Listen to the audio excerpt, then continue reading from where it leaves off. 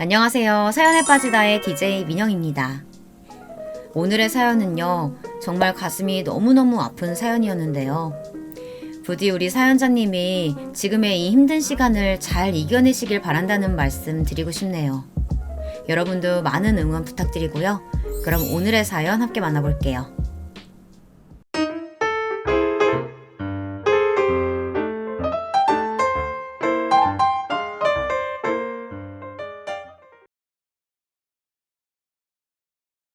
안녕하세요. 저는 60대 여자입니다. 저는 나름 성공한 인생을 살았어요. 아는 사람은 아는 성공한 자수성가입니다. 헐어머니 밑에서 제대로 입지도 먹지도 못하던 어린 시절부터 늘 했던 다짐 같은 말이 있었어요.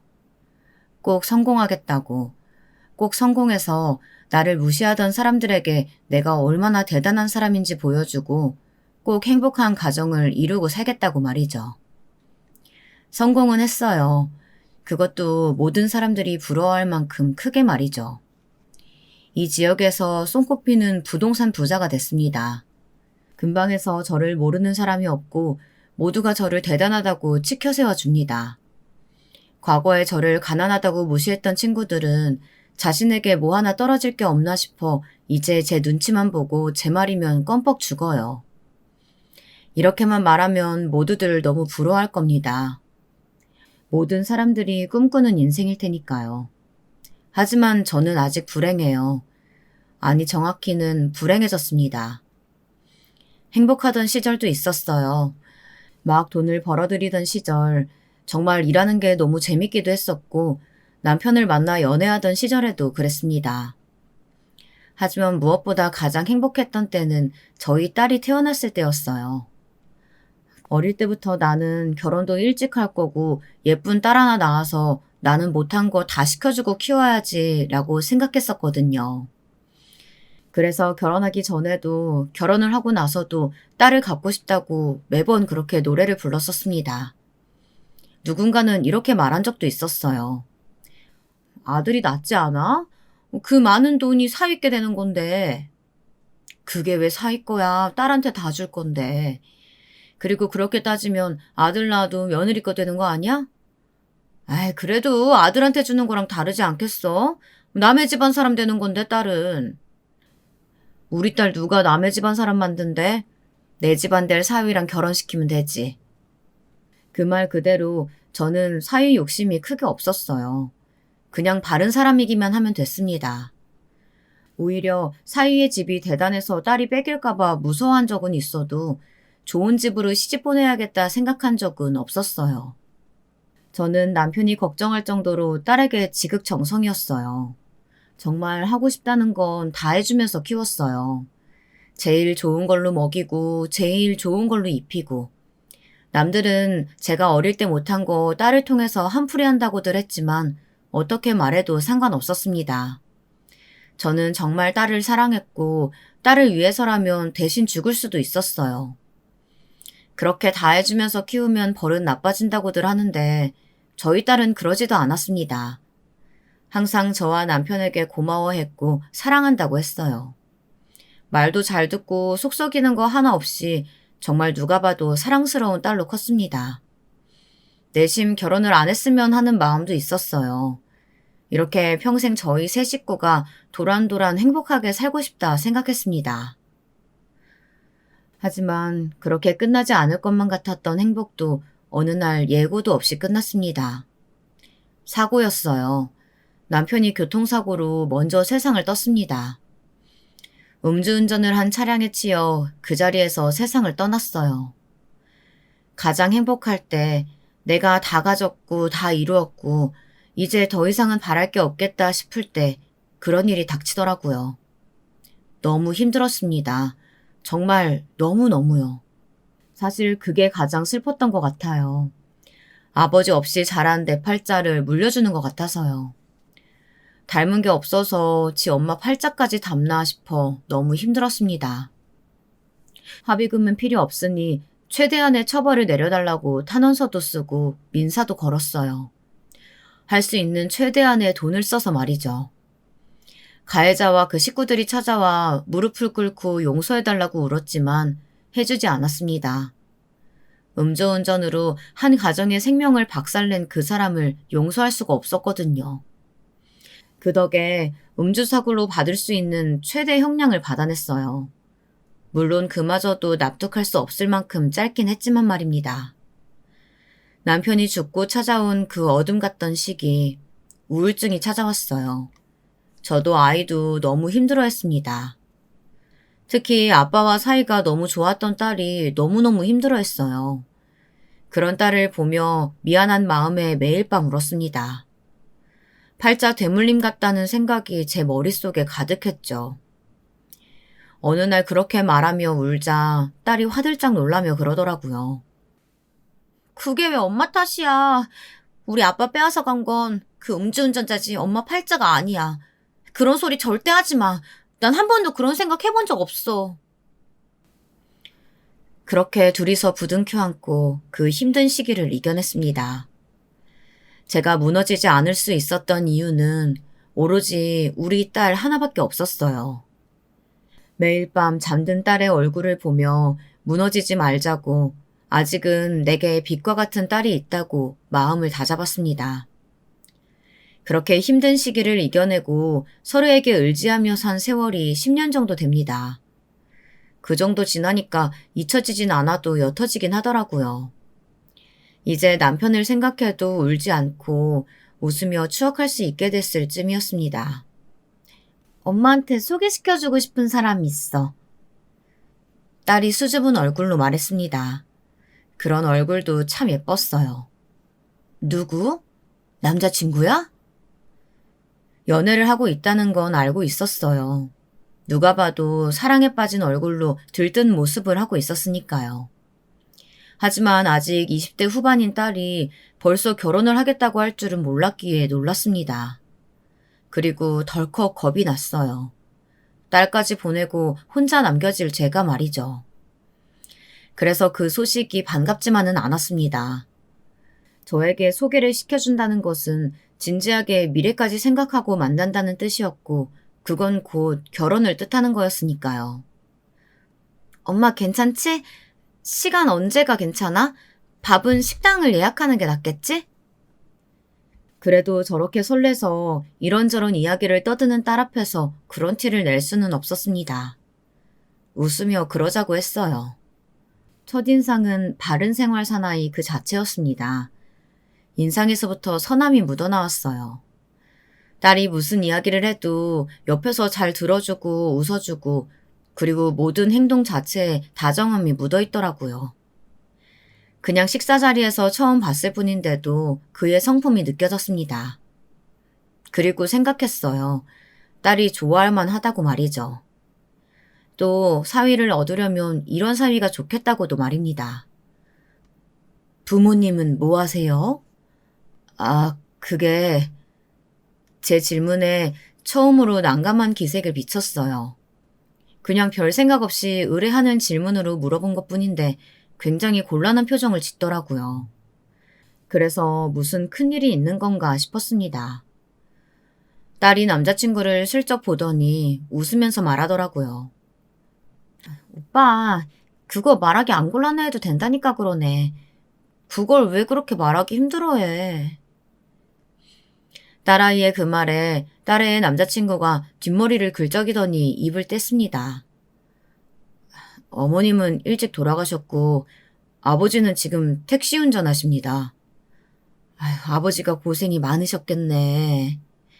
네, 제가 세상에서 제일 존경하는 분이세요. 근데 밖에 나가서는 늘 이야기하지 말라고 하셔서 아들을 이렇게 잘 키우셨는데 그 마음이 이해가 되더라고요. 어디 가서 집안 사정 이야기하고 다니지 말라고 늘 저희 어머니도 저한테 말씀하셨거든요. 홀어머니 밑에서 자란 티, 가난한 티 내면 사람들이 무시한다고요. 물론 말하지 않아도 티가 났던 건지 모두들 무시하긴 했지만 말입니다. 우리 딸애랑은 결혼까지 생각하고 있는 건가? 아직 저희가 결혼이 급한 나이는 아니라서 저희 둘은 물론 서로에게 확신이 있지만 어머님이나 어르신들이 확신을 가지실 때까지 천천히 생각하고 있습니다. 믿음직했습니다. 그렇게 딸애와 딸의 남자친구는 양가에서 다 아는 연애를 1년 정도 한 것 같아요. 제 생일이나 어버이날, 그리고 남편의 제사 같은 날엔 잊지 않고 찾아와서 함께 해주었어요. 또 주기적으로 제 안부를 챙기는 문자와 전화를 해왔습니다. 알면 알수록 정말 좋은 사람 같았어요. 결혼을 시킨다면 이 이상은 없을 것 같다 생각하던 어느 날이었습니다. 어머님, 저희 결혼하고 싶습니다. 기다렸다는 듯 허락했어요. 딸애가 나가고 혼자 이 큰 집에 남겨질 것이 너무 걱정됐지만 그래도 그것보다 딸의 행복과 이런 좋은 사이를 본다는 게 더 좋았어요. 하지만 그런 제 걱정이 무색하게 너무나 고마운 말을 하더라고요. 신혼살림은 어머님 댁에서 차려도 될까요? 너무 놀랐습니다. 한 번도 생각해 본 적 없었거든요. 물론 그러고 싶은 마음은 컸지만 그래도 시댁 어르신들도 있고 하니 고민조차 해본 적이 없었습니다. 나야 괜찮지만 시댁 어른들이 서운해 하시지 않겠나? 저희 아버지께서 먼저 그 편이 좋지 않겠냐 하셨어요. 물론 저도 같은 생각이었고요. 듣자 하니 시댁 어르신은 본인은 혼자 오래 지냈지만 저는 평생을 딸과 지냈는데 떨어지는 게 쉽지 않으실 거라고 괜찮다 하시면 그곳에서 신혼살림을 시작하는 것도 좋지 않겠냐 먼저 이야기를 꺼내셨다고 하더라고요. 아이고, 이렇게 감사할 때가 정말 감사하다고 생각했어요. 그리고 복받았다 생각했습니다. 오죽했으면 남편이 저희 모녀를 위해 보내준 거라고 그렇게 생각했습니다. 그렇게 두 사람은 부부가 되었어요. 신혼살림은 저희 집에 차렸고요.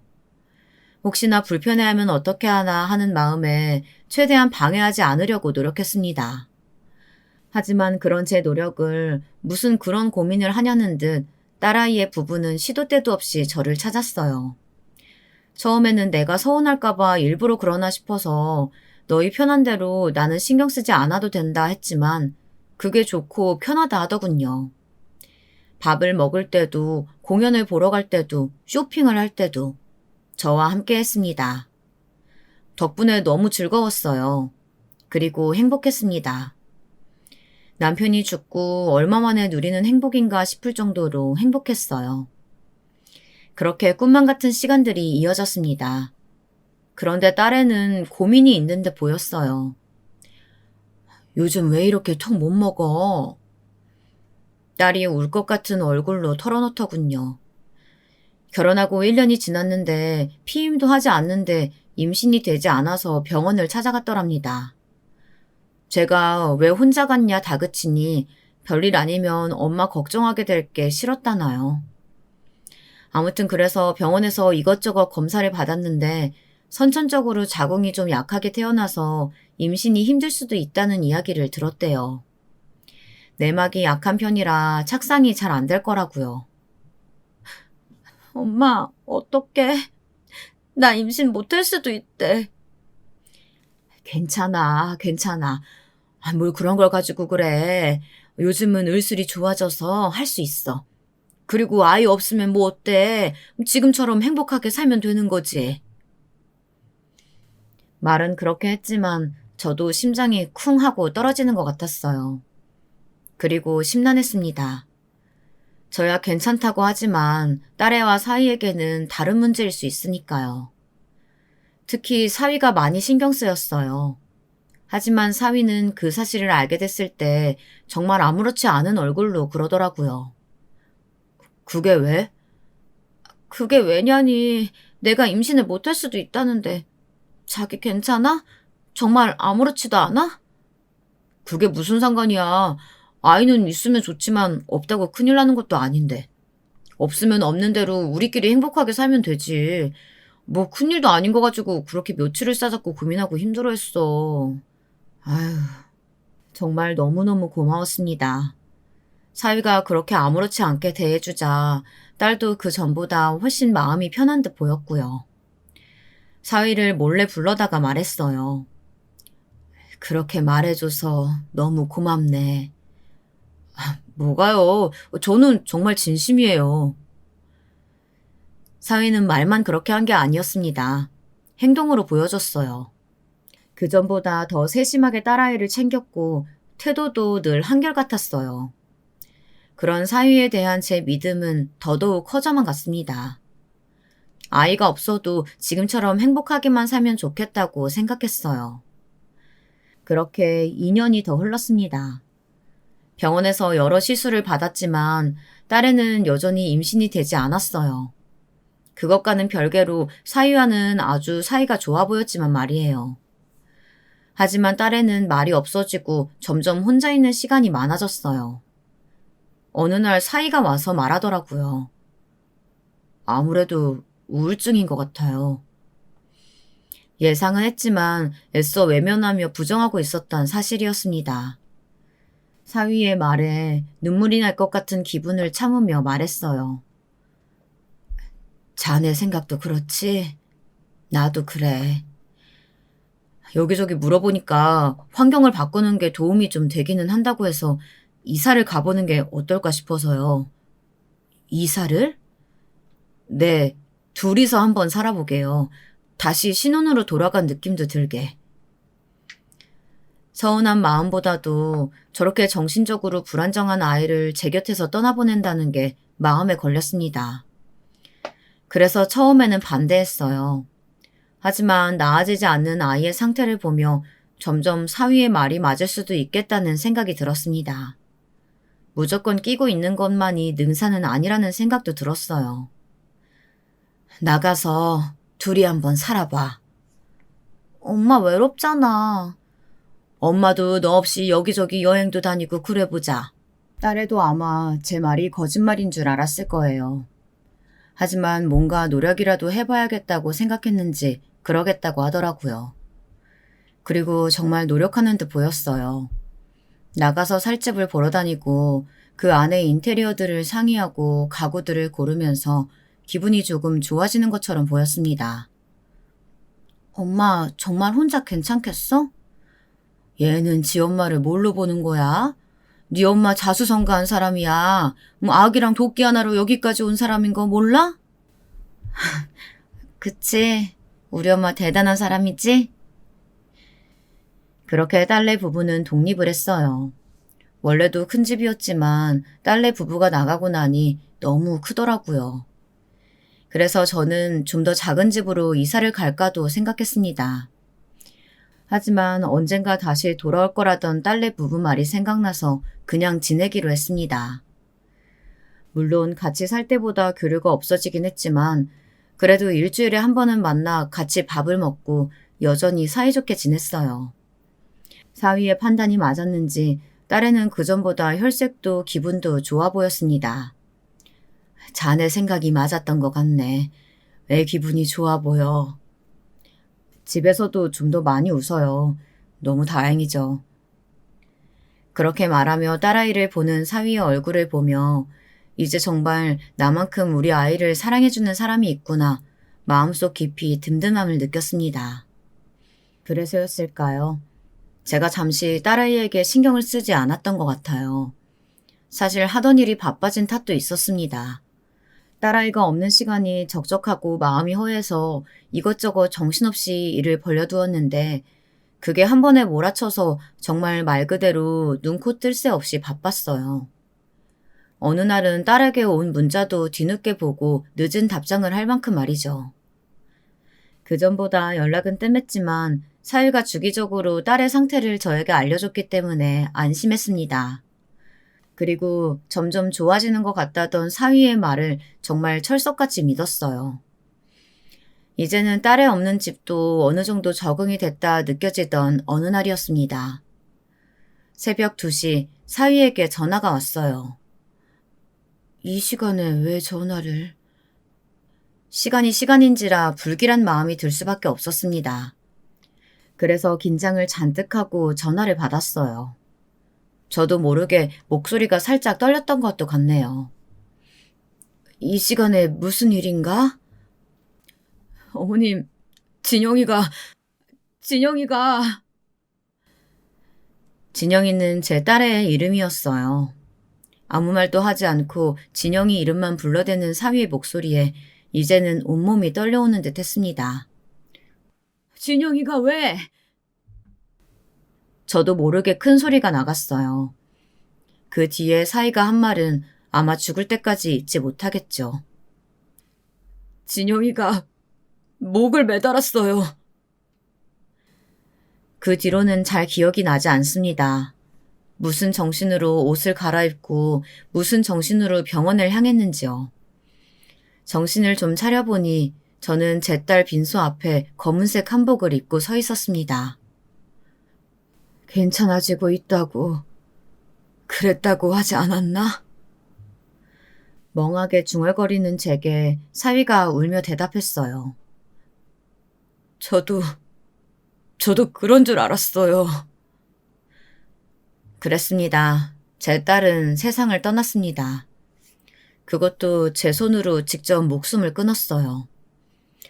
누가 왔다 갔는지 아닌지 이런 걸 챙길 여력도 정신도 없이 딸의 영정 앞에서 하루 종일 아무것도 먹지 못하고 멍하니 앉아만 있었습니다.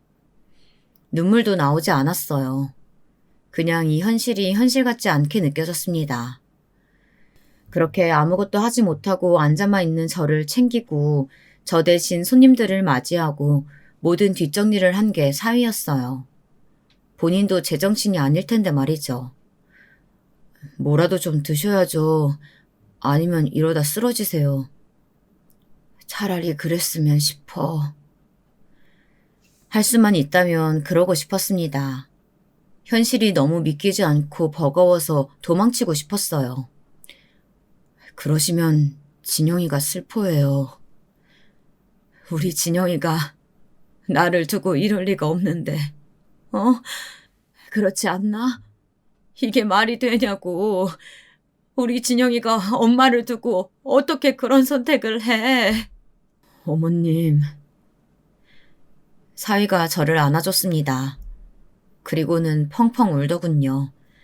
그렇게 한참을 부둥켜 안고 울었던 기억이 납니다. 장례를 다 치르고 나니 사위가 편지 한 통을 주더라고요. 딸의 편지였어요. 사위가 전해준 편지의 내용은 이랬어요. 사랑하는 엄마, 나야 진영이 엄마한테 이런 편지를 쓰게 되는 날이 올 줄은 몰랐는데 좋은 딸이 되지 못해서 너무 미안해. 그리고 너무 고마워. 내 엄마가 되어줘서. 나도 누군가에게 엄마같이 좋은 엄마가 되고 싶었는데. 차마 끝맺지 못한 편지는 그 내용이 다였어요. 아이를 갖지 못하는 걸로 힘들어한다는 것도 우울증이 왔다는 것도 알고 있었지만 이렇게 스스로 생을 마감할 정도로 힘들어하는 줄은 정말 꿈에도 몰랐습니다. 너무 미안하고 제 자신을 용서할 수가 없었어요. 왜 저렇게 힘들어하는데 알지 못했을까? 왜 웃는 걸 보고 괜찮아진 걸로 생각했던 걸까?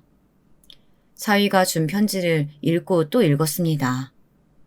그 세 줄이 가슴에 콱 박혀서 밥도 먹지 못하고 잠도 자지 못했어요. 한 번은 사위가 죽을 들고 찾아와 권했지만 차마 입으로 넘기지 못했습니다. 자네도 이제 그만 찾아와도 되네. 아니요. 어머님 괜찮아지실 때까지, 아니, 괜찮아지셔도 올 거예요. 이제 어머님 자식은 저뿐이잖아요. 그렇게 사위는 틈만 나면 저희 집에 뭔가를 사들고 들렀어요. 하지만 저의 고통은 나아지지 않았습니다. 하던 일도 그만두고 방에만 틀어박혀 있었습니다. 그렇게 하루 이틀 시간이 지나다 보니 이 현실이 실감이 났습니다. 아, 이제 진짜 나 혼자구나. 세상에 내 가족은 아무도 없구나. 남편도 딸도 없구나 하고 말이죠. 그런 생각이 들자마자 나도 그들을 따라가야겠다는 생각이 온 머리를 지배했어요. 내가 살아서 뭐하나, 돈은 벌어서 뭐하나, 아무 의미도 없고 기쁨도 보람도 그 어떤 것도 없는데 말이죠. 살아있는 게, 숨을 쉰다는 게 더 고통스러웠습니다. 죽기로 마음먹은 다음 날 변호사를 불렀어요. 유사시에 내 재산의 반은 기부를 하고 반은 사위에게 주는 걸로 유언장을 바꿀까 해요. 반이나요? 진심이세요? 이제 물려줄 자식이 있는 것도 아니고 사위가 그동안 아들처럼 저희 모녀에게 너무 잘했으니까 그 정도는 받아도 된다고 생각해요. 사장님 반이라고 해도 100억이 넘어가는 돈이에요. 신중하게 생각하시고 충분히 많이 생각했습니다. 일단 유언장 내용부터 바꿨어요. 원래는 전 재산을 딸에게 주는 걸로 되어 있었는데 반은 기부하고 반은 사위에게 주는 걸로 말이죠. 어차피 물려줄 누군가가 있는 것도 아니고 죽을 생각을 한 마당에 100억, 200억 하나도 와닿지 않았습니다. 그냥 이 돈으로 남겨진 사위라도 행복하게 살았으면 하는 마음이었어요. 그렇게 유언장을 수정하고 집으로 돌아와 침대에 누웠습니다. 마음을 먹고 나니 그제야 잠이 쏟아지더라고요. 그렇게 얼마나 잤을까요? 띵동, 누군가가 벨을 누르는 소리에 일어났습니다. 사모님 안녕하세요. 저희 집 일을 봐주시던 파출부 아주머니셨어요. 저희 집 일만 15년 이상 봐주신 분이셨습니다. 딸아이를 거의 저랑 같이 키워주신 분이세요. 아이의 장례식장에서도 제일 많이 우신 분 중 한 분이셨어요. 뭐 두고 가신 게 있으세요? 제가 그만 나오라고 했거든요. 퇴직금으로 집 한 채 값을 드렸더니 괜찮다고 10번은 넘게 거절하셨었어요. 겨우 들려서 돌려보낸 게 일주일 전쯤이었습니다. 그걸 또 돌려주러 오셨나 보다 하는 생각에 일단은 안으로 들어오시라고 했어요. 그냥 받으셔도 돼요. 그만큼 충분히 열심히 하셨어요. 제가 이제 어디 돈 쓸 일이 있는 것도 아니고 진짜 괜찮으니까 받으세요. 그럼 반만 받을게요. 이건 너무 과해서. 하면서 아주머님께서 봉투를 주시더라고요. 평소에 성품이 느껴지는 그 행동에 살핏 웃으며 봉투를 돌려받았습니다. 이 돈도 어디 기부하는 데 써야겠다 생각하면서요.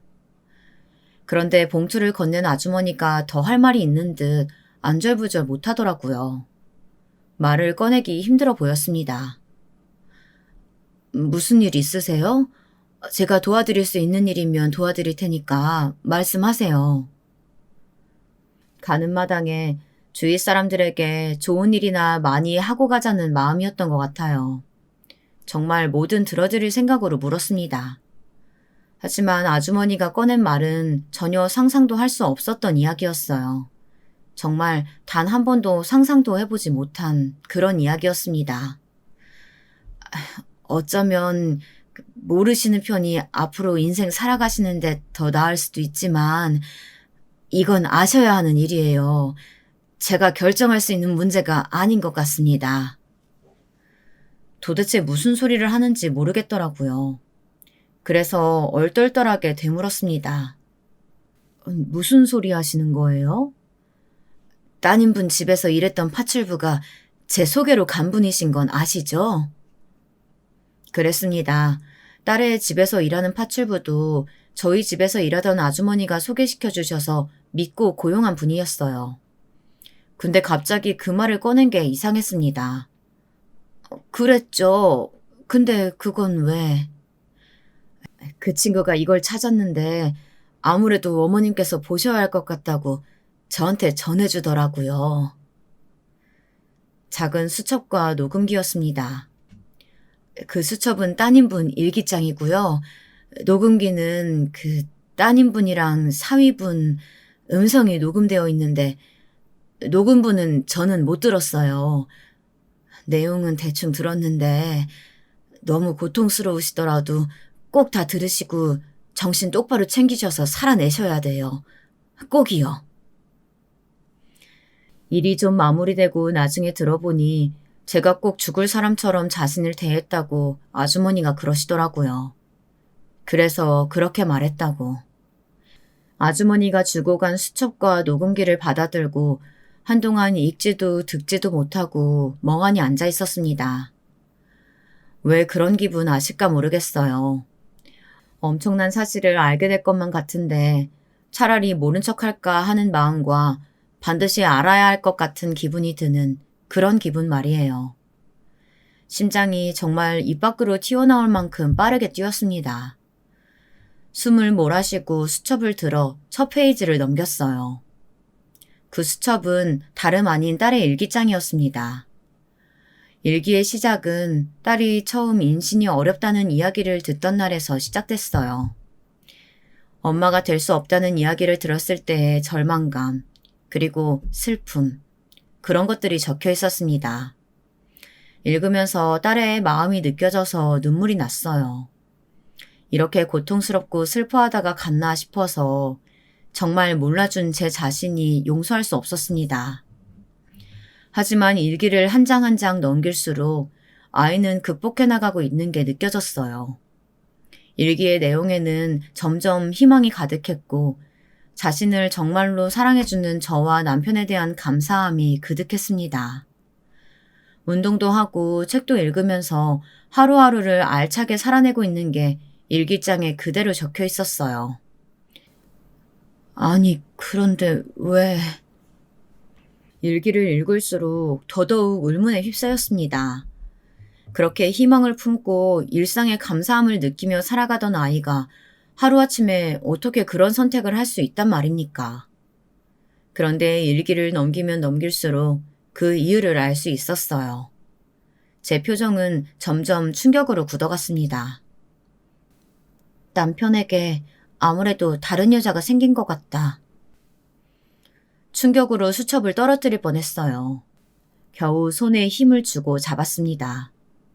얼마나 힘을 꽉 줬던지 손이 덜덜 떨리고 나중에 보니까 수첩에 손톱 자국이 깊게 나 있더라고요. 일기의 내용은 계속됐습니다. 처음에는 내가 과민혼가라고 생각했는데 아니었다. 술을 먹고 들어온 날에 내 이름을 다르게 부르고 언제나 끼워져 있던 약지의 결혼 반지가 바지 주머니에서 나오고 옷에서 여자 향수 냄새가 난다.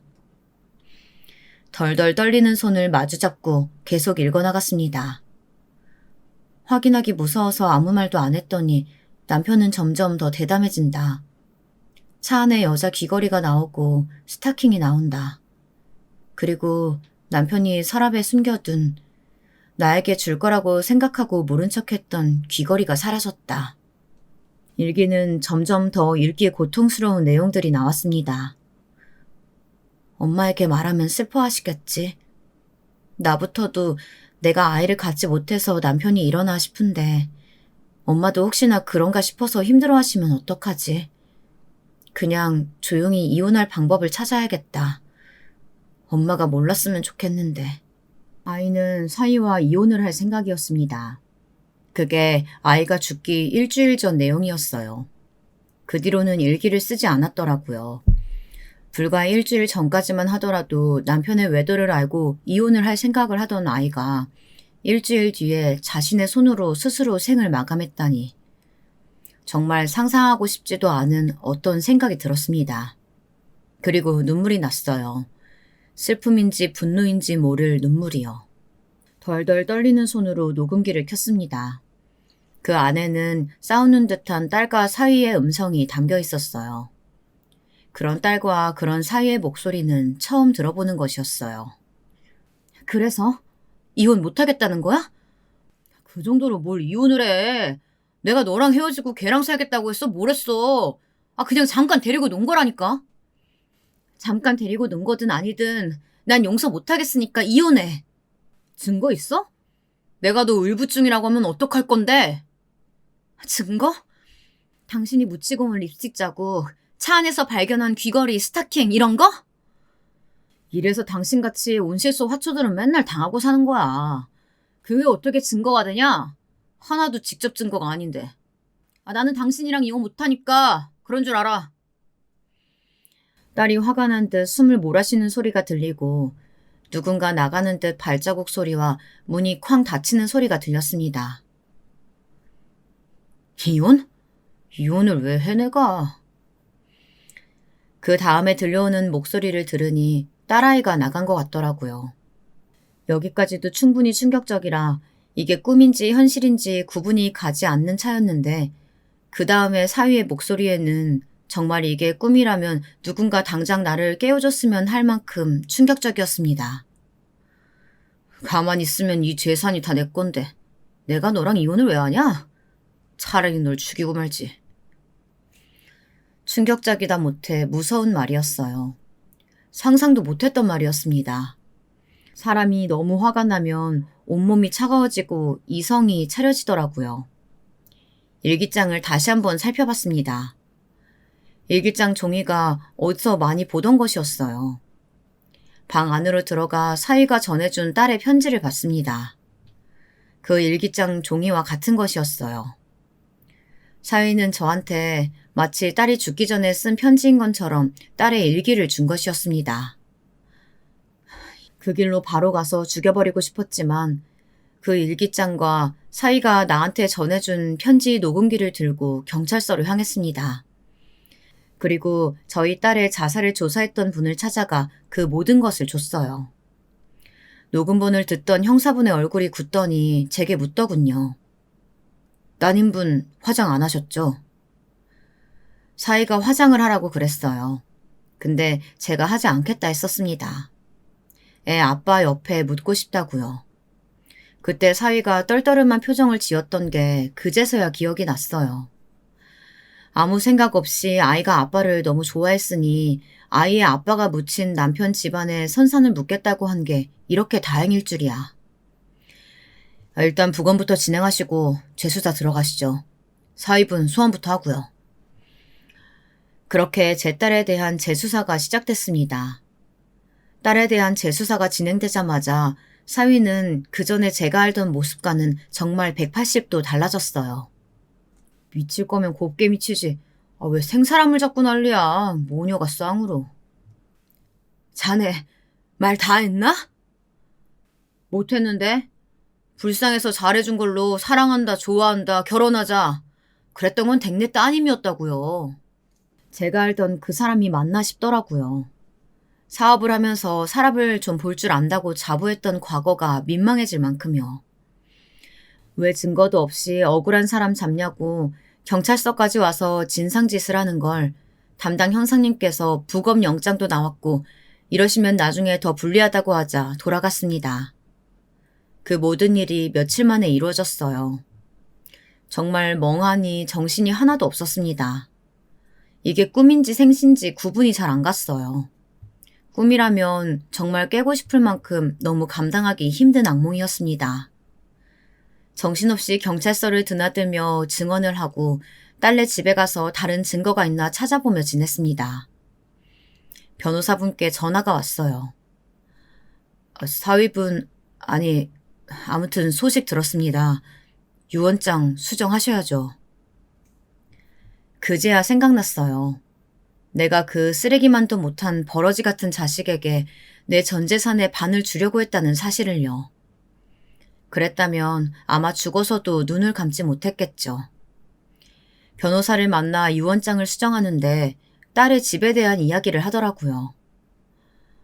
얼마 전에 따님분 집 시세가 얼마 정도 되는지 물어보러 왔다 그러더라고요. 그 자식이요? 네. 어이가 없어서 웃음이 나오더라고요. 그 집은 제가 사준 집이었습니다. 나중에 재산 문제를 정리할 때 복잡해지는 게 싫어서 일단은 제 명의로 해둔 집이었어요.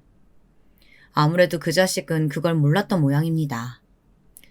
사장님 명의로 되어 있다고 하니까 돌아갔다고 하더라고요. 그게 언제쯤인지 알 수 있을까요? 장례 치르고 한 일주일쯤 지났던 것 같아요. 정황상. 개자식이라는 말이 절로 나왔습니다. 집에 누워서 아무것도 먹지 못하고 있던 그때 죽을 사왔던 그 시점이랑 맞았어요. 자신의 앞으로 갈 재산이 하나도 없다는 걸 알게 된 후에 찾아온 거겠죠. 혹시나 콩고물이나 떨어질까 싶어서. 그렇게 유언장을 수정하고 그 자식에게 네가 잃은 게 뭔지 알려주고 싶었습니다. 대질 신문이 있던 날 일부러 말했어요. 사실 사위에게 모든 걸 물려주고 죽으려고 유언장까지 바꿨었다고. 이제 다시 수정했지만 하고 말입니다. 놀라는 게 보이더라고요. 내가 자신에게 다 물려주려고 했다는 사실은 차마 몰랐나 봅니다. 장모님, 저 진짜 아니에요. 대질 신문을 하고 나오는데 부드러운 말투로 그러더라고요. 눈앞에서 수백억이 날아갔는데 아깝기도 했겠죠. 이렇게라도 이 상황을 바꾸고 싶어 하는 게 눈에 보였습니다. 자네는 앞으로 사는 동안 자네가 잃은 게 뭔지 뼈저리게 느끼며 살게 될 거야. 내가 반드시 그렇게 만들 거거든. 사정을 하고 말투를 바꿔서 속이려 해봐도 이제 안 된다는 걸 알았는지 그러고 나가는 제 뒤에 대고 생전 처음 들어보는 욕과 저주를 퍼붓더라고요. 정말 기가 찼습니다. 부검 결과가 나왔습니다. 심장이 쿵 하고 떨어졌습니다. 그 전화를 받고 말이죠.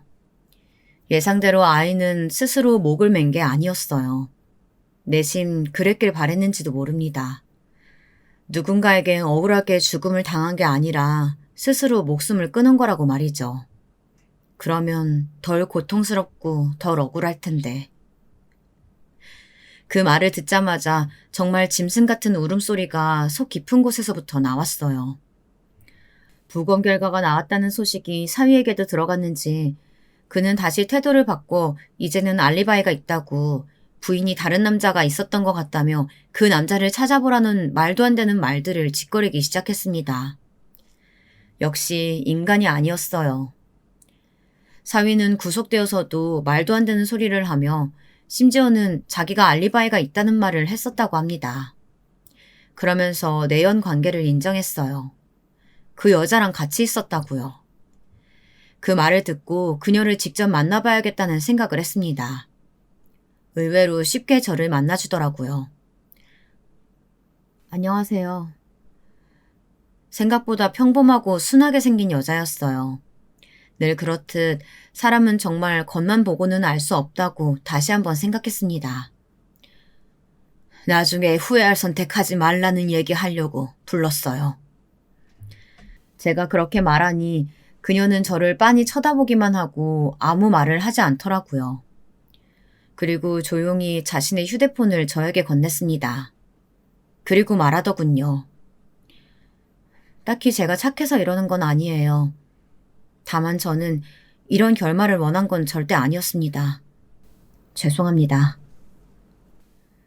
그렇게 말하고 두고 간 그녀의 휴대폰에는 정말 엄청난 이야기들이 저장되어 있었습니다. 딸애가 그렇게 된 날로 보이는 날의 톡이었어요. 자기, 그날 나랑 같이 있었다고 해줄 수 있어? 그날? 와이프 죽던 날. 정말 결정적인 증거였어요. 그냥 제가 죽여버리고 싶었습니다.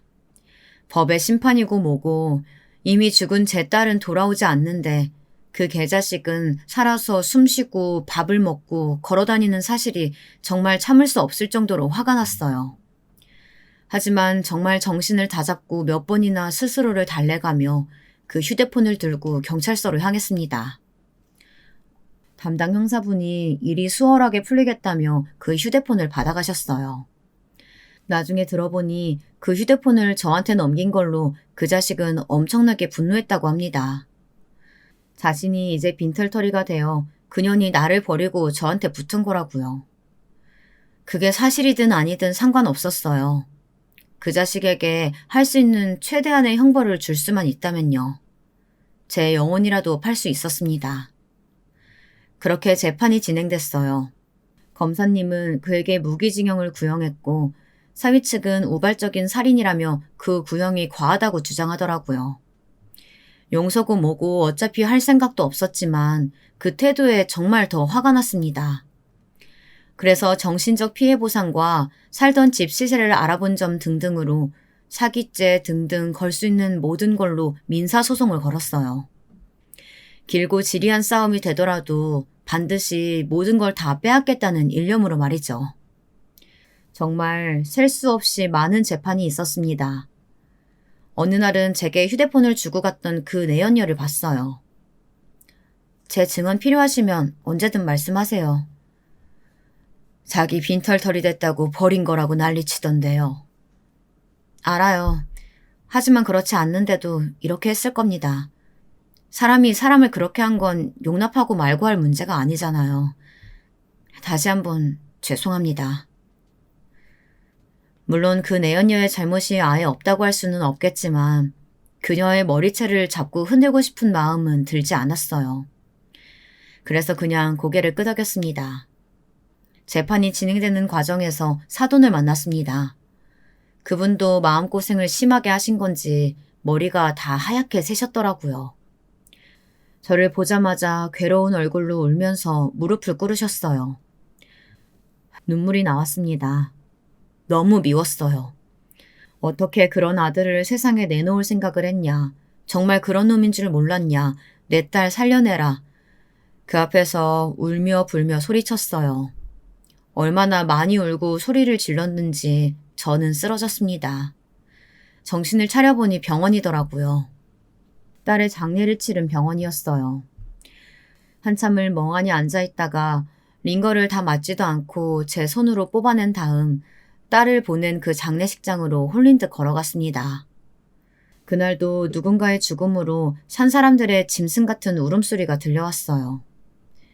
장례식장 로비에 털썩 주저앉아 소리 없이 울었습니다. 사실 그때도 지금도 제 딸이 더 이상 이 세상에 없다는 것이 믿기지 않아요. 아직도 꿈 같거든요. 엄마가 그놈 반드시 죗값 치르게 할게. 꼭!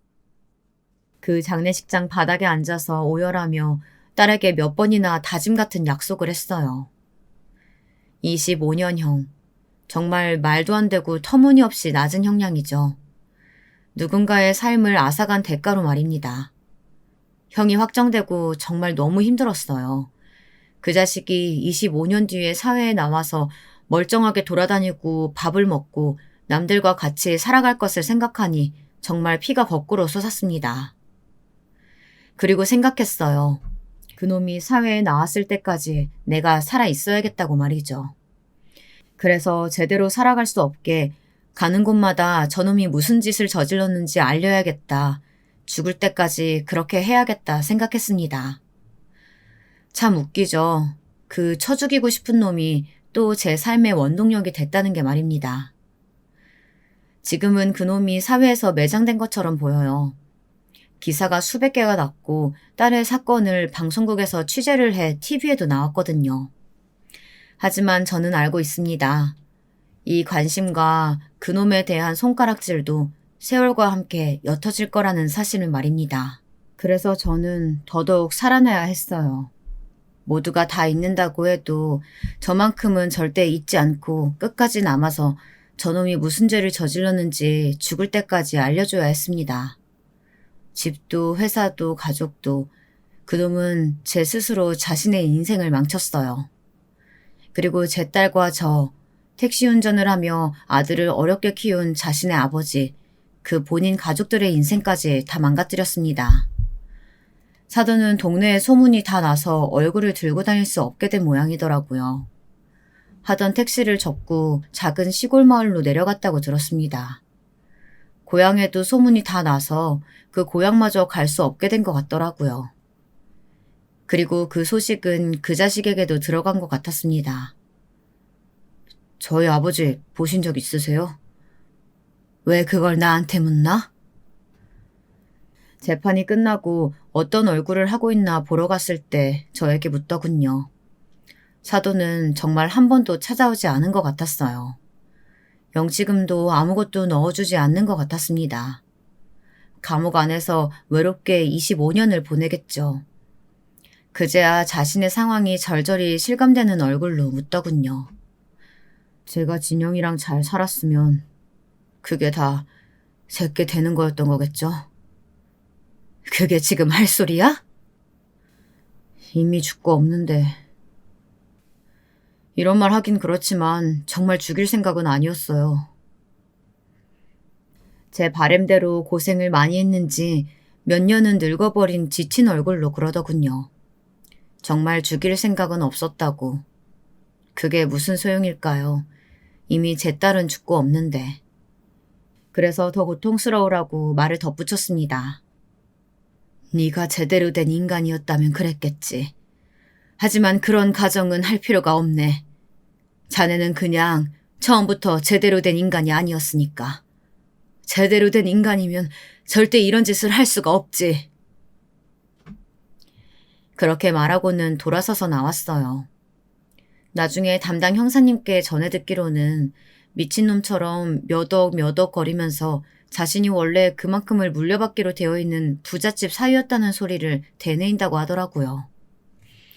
그 죽일 놈의 형이 확정되던 날 울부짖으며 딸이 살던 집을 갔습니다. 아이가 입던 옷, 덮고 자던 이불, 가방, 신발들 몇 시간이고 쓰다듬었어요. 마치 당장이라도 저 문을 열고 엄마 하고 들어올 것만 같았습니다. 다 정리가 되니 이제 다시 죽고 싶다는 마음이 불쑥 올라왔어요. 그 개자식보다 오래 살아서 가는 길마다 불행하게 해주겠다는 다짐을 했었지만 딸의 흔적을 하나하나 보다 보니 그 고통 속에서 살 용기가 나질 않았습니다. 그렇게 죽고 싶다는 생각을 하며 딸의 짐을 하나하나 만지고 보던 중 서랍에서 편지 봉투로 보이는 봉투가 하나 툭 떨어졌습니다. 편지를 열어보니 눈물이 정말 후두둑 떨어졌어요. 딸애가 그렇게 된 다다음 날이 제 생일이었거든요. 정신이 없어서 그것도 잊고 있었는데 그건 딸애가 제 생일에 주기 위해 써두었던 편지였습니다. 사랑하는 엄마에게. 엄마, 나는 엄마가 우리 엄마여서 행복하지 않았던 시절이 단 한 번도 없었어. 그래서 더 빨리 결혼하고 싶었는지도 몰라. 엄마 같은 엄마가 되려고 말이야. 처음 아이를 갖지 못할 수도 있다는 말 들었을 때 가장 슬펐던 것도 나는 엄마 같은 엄마가 되지 못할 수도 있다는 생각이 들어서 그랬던 것 같아. 하지만 난 그거보다 엄마가 나 때문에 슬퍼하거나 마음 쓸 일 생기는 게 더 싫거든. 생기지도 않은 아이보다 나는 엄마가 훨씬 더 소중하고 또 사랑하니까. 그래서 이제 나는 정말 괜찮아. 정말로 괜찮아요. 엄마랑 같이 행복하게 살 수 있으면 그걸로 다 괜찮다는 생각을 요즘 많이 해. 앞으로도 우리 이렇게 사이좋고 다정한 모녀로 같이 행복하게 살자. 아빠 목까지 다 행복해야지. 그치? 엄마 너무 사랑하고 생일 축하해. 저와 함께 다 잊고 다 정리하고 행복하게 살고 싶다던 그 바람이 묻어있는 편지를 읽으며 정말 얼마나 울었는지 모르겠습니다. 딸이 너무 보고 싶고 너무 만지고 싶었어요. 이제는 볼 수도 없고 만질 수도 없는 사람을 그리워한다는 것이 이렇게 고통스러운 일이구나. 다시 한번 절절히 깨달았습니다. 그때는 옆에 우리 딸이라도 있었는데 이제는 아무도 없다는 사실도 함께 말이죠. 재산을 다시 정리했어요. 기부할 수 있는 만큼은 기부하고 나중에는 제가 죽어도 기부될 수 있도록 유언장을 변경했습니다. 변호사가 염려스러운 얼굴로 저를 보더군요. 누가 봐도 죽을 사람이 신변을 정리하는 것 같았나 봐요. 하지만 저는 죽을 생각으로 제 신변을 정리한 건 아니었습니다. 그냥 다 정리하고 조용한 곳에서 조용히 지내고 싶었어요. 그러다 언젠가 딸애와 남편을 만날 날이 오면 기쁘고 자연스럽게 그들의 곁에 갈 생각이었습니다. 아빠 목까지 둘이서 열심히 살자던 딸.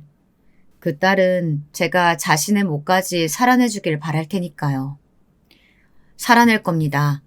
그리고 그 개자식에게 자신이 어떤 짓을 저질렀는지 죽을 때까지 깨달을 수 있게 해줄 거예요. 이렇게 하루하루 견디듯 살다 보면 어느 날은 덜 고통스럽게 되기도 하겠죠. 지금은 그 생각을 하는 게 더 고통스럽긴 하지만요. 이겨내 볼게요. 응원해주세요. 진영아, 너는 나에게 정말 세상에서 가장 소중한 존재였단다. 엄마는 너로 인해 너무너무 행복했어. 너를 따라가고 싶은 마음이 정말이지 굴뚝 같지만 엄마가 아는 우리 딸은 왜 이렇게 빨리 왔냐며 속상해할 게 분명하니까 엄마는 여기서 좀 더 견뎌볼게. 그리고 너를 그렇게 만든 그놈에게 끝까지 알려줄게. 어떤 죄를 저질렀는지 말이야. 우리 딸 많이 많이 사랑하고 많이 많이 보고 싶구나. 엄마 꿈에 자주 나와주렴. 엄마도 진영이 네가 내 딸이어서 너무 행복했어. 다음 생에도 꼭 엄마와 딸로 만나자. 안녕하세요. 저는 경기도 외곽에 사는 50대 초반 여자입니다. 제가 살고 있는 곳은 이제 막 아파트를 짓고 있는 동네라 아직 시골이나 마찬가지예요. 남편은 농사를 짓고 있고 저는 소일거리를 하며 생활비를 벌고 있어요. 제 딸은 얼마 전 대학교를 졸업하고 취직을 해서 직장을 다니고 있습니다. 사실 제가 이렇게 사연을 보내게 된 이유는 바로 저희 시누이 때문이에요. 남편은 이남 삼녀 중 차남으로 위로는 형 1명, 누나 1명, 밑으로는 여동생 2명을 두고 있습니다. 이 중에서 남편의 누나, 즉 저의 형님이 아주 말썽인데요. 제 성격상 싫은데 싫다고 말도 못하고 30년 가까이 속만 썩다가 이제야 한바탕 했네요.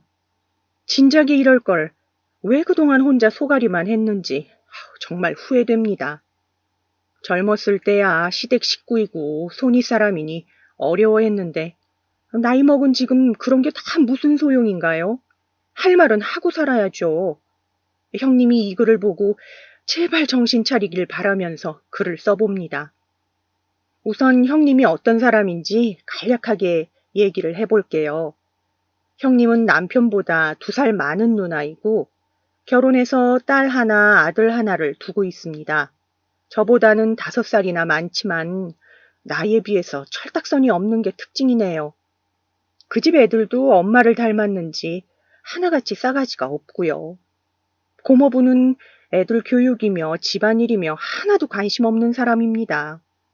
사실 남편이랑 처음 결혼했을 때에는 형님이 이런 사람인지 몰랐어요.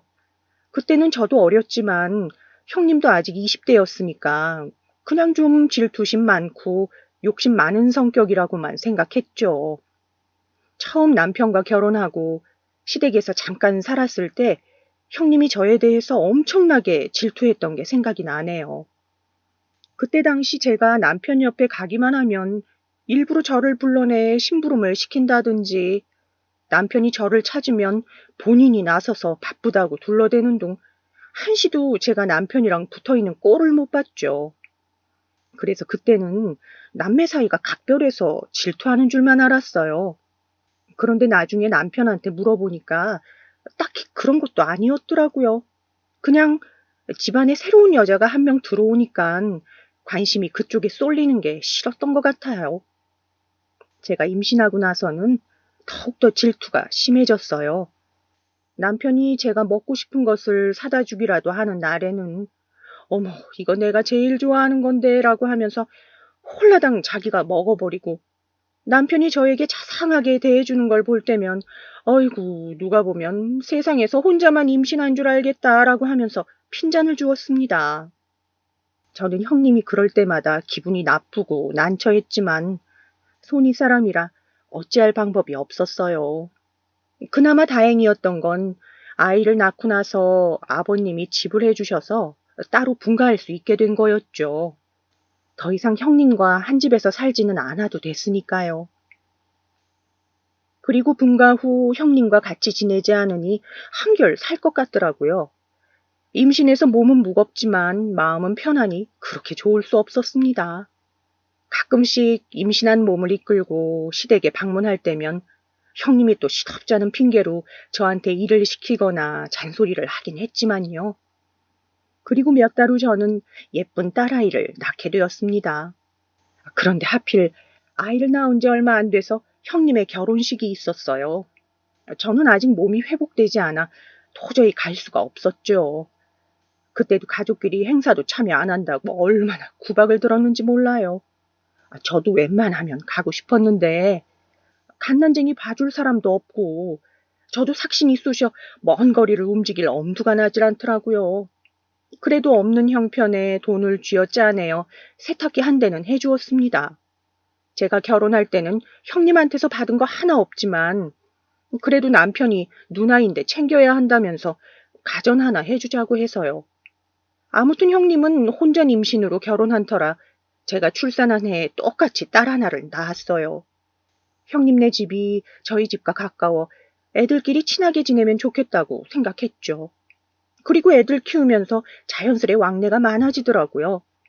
주로 형님이 저희 집에 놀러 오는 일이 많았습니다. 형님은 고모부가 출근하시면 애 밥만 먹이고 바로 저희 집에 데리고 오셨어요. 그런데 이게 말이 놀러 오는 거지. 알고 보면 그냥 저한테 애를 맡기러 오는 것 같더라고요. 형님은 저희 집에 오자마자 하는 말이 늘 비슷했어요. 올케 나왔어. 어제 늦게 잤더니 너무 피곤하네. 난 한숨 잘 테니까 우리 민정이 좀 봐줘. 점심 먹을 때 깨우고. 형님은 맨날 피곤하다는 둥, 컨디션이 안 좋다는 둥 하면서 들어오자마자 조카를 저에게 맡기고 소파에 드러눕는 게 일상이었죠.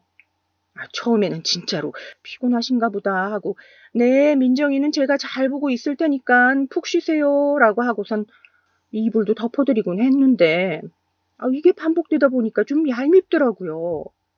그런데 소심한 제 성격에 한마디 하지도 못하고 그냥 한숨만 푹푹 쉬었습니다.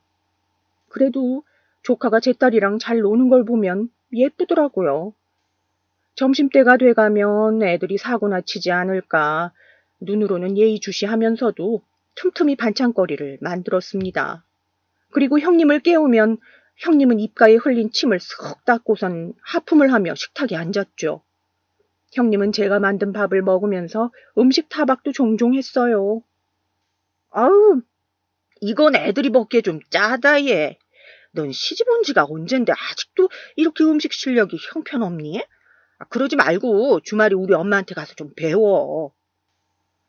형님은 제 음식이 짜다는 둥 달다는 둥 한 번을 맛있다는 소리를 안 하시더라고요. 그렇다고 직접 해드시지도 않으면서 형님은 저희 집에 맨날 놀러 오면서도 먹을 거 하나 싸운 적이 없었어요. 늘 저희 집에 있는 음식만 축낼 뿐이었죠. 가끔은 피자나 치킨을 시켜 먹자고 하는데 형편이 어려웠던 저는 그때마다 참 곤란했습니다. 아버님이 큰아주버님한테만 재산을 다 주시고 저희한테는 지금 살고 있는 집 하나만 주셨거든요. 게다가 남편이 농사를 짓고 있는데 그렇게 잘 되는 건 아니어서 세 식구 겨우 입에 풀칠하는 수준이었어요. 그런데 형님은 맨날 와서 음식을 축내기만 하지 자꾸 뭘 사 먹자고 하지. 이러니까 제 속이 안 답답하겠어요. 형님은 저희 형편 뻔히 알면서도 왜 자꾸 그러시는지 정말 이해할 수 없더라고요. 그래도 동네에 또래 친구가 없던 제 딸이 조카랑 매일 같이 놀 수 있어서 그것만으로도 좋았는데 애들이 점점 커가면서부터는 서로 사이가 안 좋아지기 시작했어요. 조카가 제 딸보다 생일은 느렸어도 덩치나 키는 더 컸는데 욕심이 어찌나 많은지 제 딸 장난감을 그렇게 뺐더라고요. 그때 당시 유행하던 만화 영화가 있었는데 제 딸이 거기에 나오는 요술봉을 너무 갖고 싶어 했어요. 한 달 내내 노래를 부르길래 어쩔 수 없이 비상금 탈탈 털어서 사주었죠. 그리고 조카가 올 때는 혹시나 뺏길까봐 침대 밑에 숨겨놓았는데 이게 웬걸? 이 여우 같은 기집애가 귀신같이 그걸 찾아서는 홀랑 뺏어간 거 아니겠어요? 요술봉을 조카에게 뺏기고 자지러지게 우는 딸을 달래느라 정말 혼났습니다. 저는 요술봉을 등 뒤에 숨기고 제 딸에게 메롱을 하고 있는 조카를 잘 타일러 봤어요. 민정아, 이거 우리 수희가 아끼는 요술봉인데 혼자만 갖고 있지 말고 둘이서 사이좋게 갖고 놀자. 제가 조카에게 웃으며 상냥한 목소리로 얘기했지만 조카는 입을 삐죽 내밀고는 고집을 부리더라고요. 싫어, 이거 내 거야. 내가 공주님이란 말이야. 조카가 고집을 부리자 제 딸은 더욱더 숨 넘어갈 듯 울었어요. 제가 형님께 조카한테 얘기 좀 잘해주라고 부탁하자 형님은 오히려 이렇게 말하더라고요. 어머, 옳게. 가족끼리 왜 이래? 수희 거가 민정이 거고 다 그런 거지. 장난감 좀 쓴다고 달니? 그러게 왜 애 보이는데 놔두고 그래? 이거는 우리 민정이 주고 수희는 똑같은 거 하나 더 사주면 되지. 유난이다 정말. 우리 민정이가 쓰는 게 그렇게 아깝니? 올케 진짜 서운하다. 저는 형님의 말에 할 말을 잃었어요. 더 이상 뭐라고 반박해야 될지를 모르겠더라고요. 어쩔 수 없이 저는 제 딸을 품에 안고 다독거리는 수밖에 없었습니다. 우는 딸아이를 진정시키는 데에는 한참이 걸렸어요. 그리고 결국 형님은 그날 그 요술봉을 집에 갈 때 홀랑 가져가 버리더라고요. 그리고 그날 저녁 빨래를 개고 있는 저에게 딸아이가 와서 우물쭈물 하더니 이렇게 말하더라고요. 엄마, 앞으로 민정이랑 안 놀면 안 돼요? 나 민정이 싫어. 저는 아이의 말에 깜짝 놀라 하던 일을 멈추고 아이에게 물었어요. 수희야, 민정이가 왜 싫어? 장난감 가져가서 그래? 그랬더니 딸아이는 예상치 못하게 이런 말을 하더라고요. 장난감도 가져가고 내 스케치북에 낙서도 하고 엄마가 안 볼 때 나를 막 꼬집는단 말이야. 그리고 고모도 무서워서 싫어. 저는 조카가 딸아이를 꼬집는다는 말에 깜짝 놀라 아이의 옷을 벗겨 여기저기 살펴보았지만 특별히 상처 같은 건 안 보이더라고요. 아이가 거짓말을 할 리는 없겠지만 겉으로 티가 나질 않으니 긴가민가 했어요. 그리고 저는 그날 계속 고민을 하다가 퇴근하고 온 남편에게 얘기했습니다. 여보, 형님 말인데 우리 집에 놀러 오는 횟수를 조금 줄였으면 좋겠어. 우리 수희도 민정이랑 노는 거 별로 안 좋아하고 또 식비가 이중으로 드니까 생활비도 모자라고 해서 당신이 좀 얘기해주면 안 될까? 아니, 그럼 누나 보고 오지 말라고 하라는 거야, 지금? 애들끼리 같이 놀면 좋잖아. 당신이 좀 참아봐. 애들이 놀다 보면 싸울 수도 있는 거지. 그리고 식비 문제는 내가 한번 얘기해 볼 테니까 일단 가만히 있어봐. 남편이 화를 내자 저도 더 이상 뭔 말을 못 하겠더라고요. 그래도 식비 문제는 얘기해 본다니 일단 기다려보기로 했습니다. 그리고 다음날 오전 영락없이 현관 초인종이 울리더라고요. 올케, 나왔어. 저는 한숨을 푹 쉬고 현관문을 열었어요. 그런데 웬일로 형님 손에 비닐봉투가 들려 있더라고요. 형님은 들어오자마자 봉투를 풀어 헤치더니 반찬통 하나를 꺼냈습니다. 올케가 식비 가지고 뭐라 했다며? 아니, 나랑 민정이가 먹으면 얼마나 먹는다고 그래? 이제 올케 눈치 보여서 놀러 오기도 힘들겠어. 정 모자라면 이거라도 밥 먹을 때 보태든가. 내가 주말에 만든 멸치볶음인데 갖고 올게. 이거밖에 없네. 저는 감사하다고 인사하고 반찬통을 냉장고에 넣었어요. 그나마 앞으로 이렇게 반찬이라도 싸다 주면 조금은 절약될 것 같았습니다. 하지만 제가 형님한테 너무 큰 기대를 한 걸까요? 형님이 저희 집에 뭘 갖고 오건 그날이 처음이자 마지막 날이 되었습니다. 남편이 말했을 때 아주 잠시뿐 다시 원래대로 돌아왔어요. 빈손으로 와서 얻어먹고 가고 애들은 저한테 다 맡겨두고 본인은 쉬다 가고요. 조카가 제 딸을 못살게 구는 것도 여러 번 보았습니다. 저는 조카한테 또 뺏길까봐 아이한테 좋은 장난감 하나 사주지도 못했네요. 그리고 몇 년이 지나 애들이 학교를 들어가면서부터는 왕래가 점점 줄어들었어요. 애들도 학교에서 친구를 사귀고 아무래도 어릴 때보단 손이 덜 가니까 형님도 굳이 저희 집에 오지는 않더라고요. 저도 딸아이가 학교에 가 있는 동안에는 동네에서 소일거리를 하면서 소소하게 생활비를 벌었습니다. 남편은 농사일이 바빠서 집에 잘 들어오지 않았어요. 농사일이란 게 할 일은 엄청 많으면서도 돈은 별로 안 되더라고요. 그래서 저희 가족은 정말 입에 겨우 풀칠할 정도로만 살 수 있었죠. 남들처럼 외식을 한다거나 주말에 가족끼리 놀러 가는 일은 저희에게는 정말 사치였어요. 고기 반찬도 자주 먹지 못해서 매일 마른 반찬에 밥을 먹었으니까요. 그래도 남편이 농사를 짓는 덕에 채소는 양껏 먹을 수 있었습니다. 그러고 보니 남편이 농사 지은 채소들을 형님이 정말 많이도 얻어갔네요.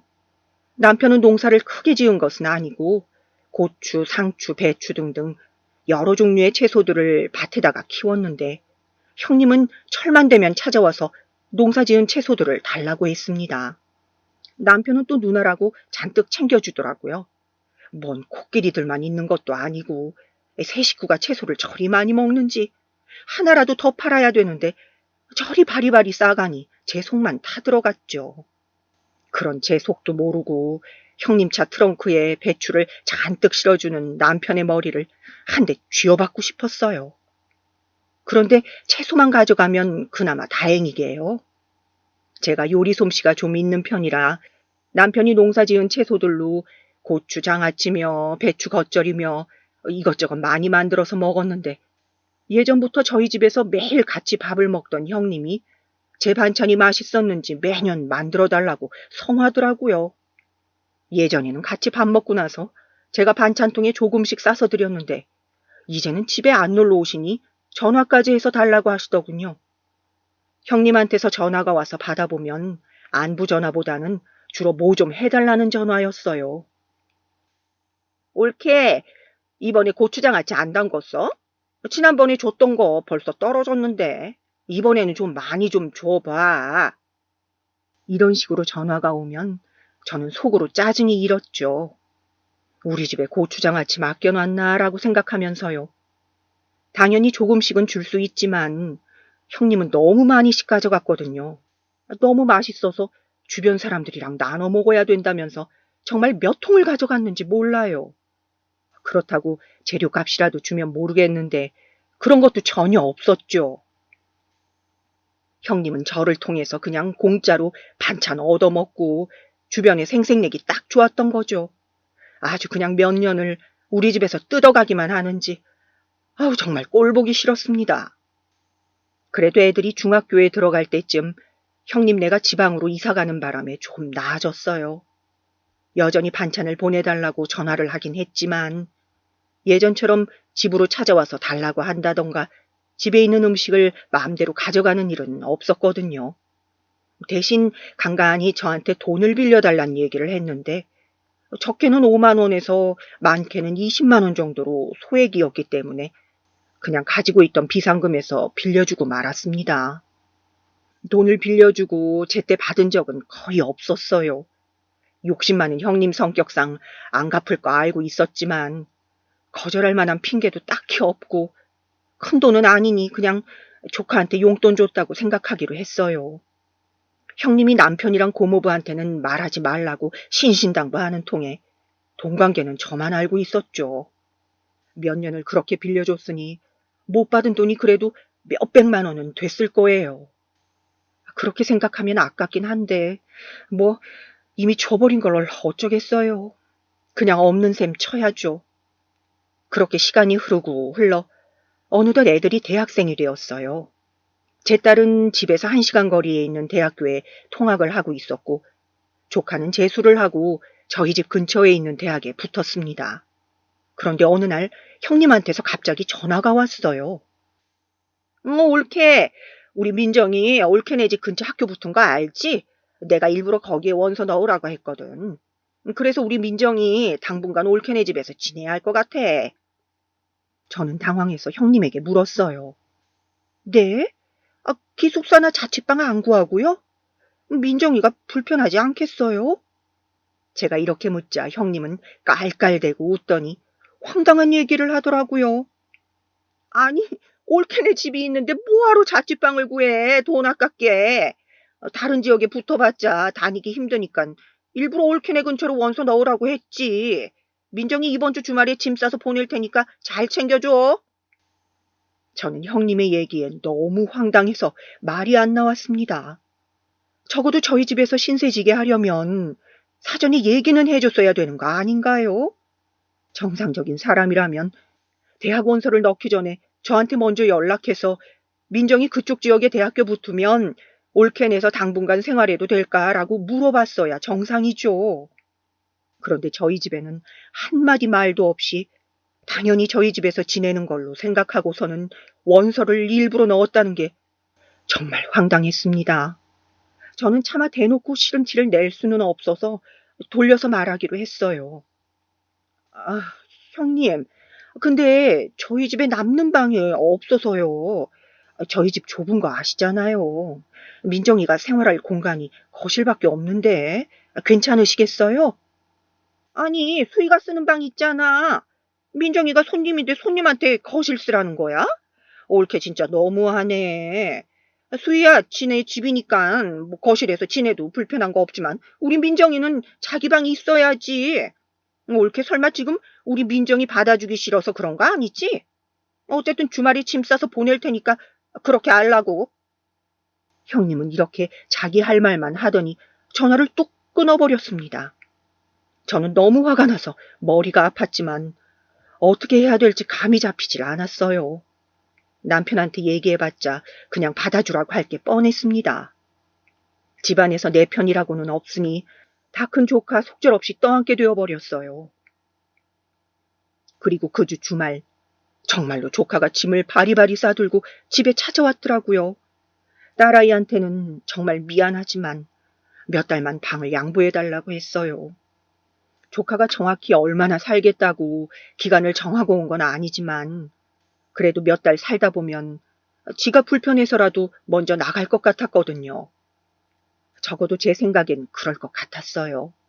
그리고 그날 이후로 우리 가족은 조카와 동거를 시작했습니다. 조카가 저희 집에 처음 온 날 형님은 잘 부탁한다는 전화 한 통 없더라고요. 생활비에 대한 언급도 일절 없었고요. 아무리 친척이어도 자식을 남의 집에 맡기는데 생활비는 주고 맡겨야 정상 아닌가요? 어린아이도 아니고 성인인데 말이죠. 오히려 생활비 준다고 했으면 제 쪽에서 먼저 거절하고 좋게 좋게 지냈을 거예요. 근데 당연히 공짜로 지내게 해줘야 되는 걸로 아는지 이런 방구 없는 걸 보고 정말 괘씸했습니다. 그리고 만약에 조카가 싹싹하기라도 했더라면 형님이 덜 괘씸했을 거예요. 그런데 조카는 지 엄마를 쏙 빼닮았는지 싸가지가 바가지더라고요. 대학생이나 됐으면 본인이 먹은 밥그릇은 지 손으로 치워야 되지 않나요? 심지어 빨래 한번 개질 않고 갈아입은 옷은 빨래통에 집어넣지도 않았습니다. 학교는 공부하러 다니는 건지 아니면 술 마시러 다니는 건지 매일 술만 친탕 먹고 와서는 바닥에다가 옷을 훌러덩 벗어놓고 자느라 바빴어요. 그래서 하루는 제가 조카를 불러다가 좋게 좋게 얘기를 했죠. 민정아, 학교 다니느라 바쁜 건 아는데 너도 이제 어린애 아니니까 집안일은 좀 도와야 하지 않겠니? 적어도 밥 먹은 그릇은 치우고 갈아입은 옷은 빨래통에 집어넣어 주렴. 제가 이렇게 얘기하자 조카는 입을 삐죽하더니 네 하고 기어 들어가는 소리로 대답하더라고요. 그리고 그 후 어떻게 했는지 아세요? 다 같이 밥 먹고 나면 지 먹은 그릇만 홀랑 설거지통에 넣어놓고 지 옷은 빨래통에 집어넣긴 했지만 절대로 먼저 세탁기를 돌린다거나 빨래를 개지는 않더라고요. 어쩜 저렇게 애가 이기적인지 막말로 돈 내고 사는 하숙집도 아닌데 손 하나 까딱 안 하는 건 너무하다 싶었어요. 하긴 어릴 때부터 짝수가 노랗긴 했으니까요. 그런데 조카가 저희 집에서 지내는 기간이 길어질수록 점점 불화가 생기기 시작했습니다. 딸아이는 거실에서 지내는 거 불편하다고 짜증을 내기 시작했고 조카는 짜증내는 딸아이한테 오히려 욕을 하며 싸우기도 했어요. 저는 중간에서 중재하느라고 정말 힘들었습니다. 그리고 거기다가 형님은 어찌나 전화로 참견질을 해대는지 그럴 거면 직접 데리고 살라는 말이 목구멍까지 차올랐네요. 하루는 초복을 하루 앞두고 삼계탕을 하기 위해 닭을 사다 놓고 손질하고 있었는데 형님한테서 전화가 왔습니다. 전화를 받자마자 형님은 삼계탕 타령을 하시더라고요. 옳게 내일 초복인데 우리 민정이 삼계탕 해줘야지. 우리 민정이는 가슴살 싫어해. 다리살만 좋아하니까 닭다리로만 넣어서 해줘. 이왕이면 전복도 좀 넣고. 수희 아무거나 잘 먹지만 우리 민정이는 좀 까다롭잖아. 그리고 애가 타지에서 생활하느라고 얼마나 힘들겠어. 옳기가 자식이라고 생각하고 좀 잘 챙겨줘. 저는 너무 황당했지만 그냥 네 하고 전화를 끊어버렸습니다. 말 안 해도 어련히 알아서 챙겨주려고 했건만 재료값 하나 보태지도 않으면서 바라는 것만 많더라고요. 닭다리로만 해주라니 나 원참 누구는 닭다리 안 좋아해서 안 먹나요? 안 그래도 입이 하나 더 늘어서 식비가 많이 나가 죽겠구만. 남의 속도 모르고 저리 바라는 것만 많으니 형님도 참 예나 지금이나 변함없다는 생각이 들었어요. 결국 형님 말대로 조카의 밥그릇에는 닭다리만 3개 들어간 삼계탕을 담아주었습니다. 조카의 밥그릇을 본 제 딸아이의 표정은 굳어졌고 남편은 속없이 허허 웃더니 우리 민정이는 닭다리를 좋아하나 봐 하고 껄껄거리기만 하더라고요. 그리고 그 후에도 비슷한 일들이 계속 일어났어요. 형님은 제 딸보다 본인 딸을 더 챙겨주기를 바랬고 저는 최대한 돌려 말하며 거절해보려 했지만 듣지 않으셨죠. 결국 어쩔 수 없이 조카를 챙겨주다 보니 딸아이는 서운함이 쌓이는 듯 했어요. 조카가 저희 집에서 지내는 기간이 길어질수록 딸아이의 표정은 어두워져 갔죠. 처음에는 몇 달이면 다시 돌아갈 줄 알았던 조카는 1년이 넘도록 저희 집에서 나갈 생각을 안 하더라고요. 결국에는 답답함을 못 이긴 제 딸이 자취방을 얻어달라고 고집을 부리기 시작했습니다. 엄마, 나 이렇게는 못 살아. 나도 내 방 필요하고 혼자 있고 싶단 말이야. 계속 내 방 민정이한테 줄 거면 나 그냥 집 나갈래. 학교도 멀어서 통학하기도 힘들었는데 그냥 학교 앞에 자취방 구해줘. 딸아이는 20살이 넘은 나이에도 땡깡을 부리며 고집을 피웠어요.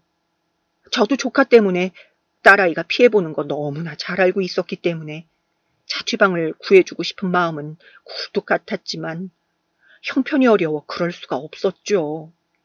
자취방 구해줄 돈이 있었으면 딸아이한테 1시간이나 걸리는 학교를 그냥 통학하게 두지는 않았을 거예요. 저는 정말 미안하지만 딸아이한테 조금만 더 참아달라고 할 수밖에 없었습니다. 아빠한테 얘기해서 최대한 조카를 내보내는 쪽으로 해보겠다고 달래면서요. 그리고 다행히도 얼마 후 조카는 휴학을 하고 다시 집으로 돌아갔습니다. 무슨 자격증 시험 준비를 한다고 휴학을 했다는데 보니까 공부는커녕 아르바이트만 하고 놀러 다니기만 하더라고요. 어찌됐든 우리 집에서 나갔으니까 정말 다행이었죠. 조카가 쓰던 방은 다시 제 딸 아이가 쓰게 되었습니다. 그리고 조카는 그 이후 자격증 시험에도 떨어지고 학교도 잘 안 다니다가 결국 자퇴를 하더라고요. 조카가 나간 이후에도 형님은 곤란한 요구를 많이 했습니다. 툭 하면 돈 빌려달라, 보험에 가입해달라 하면서요.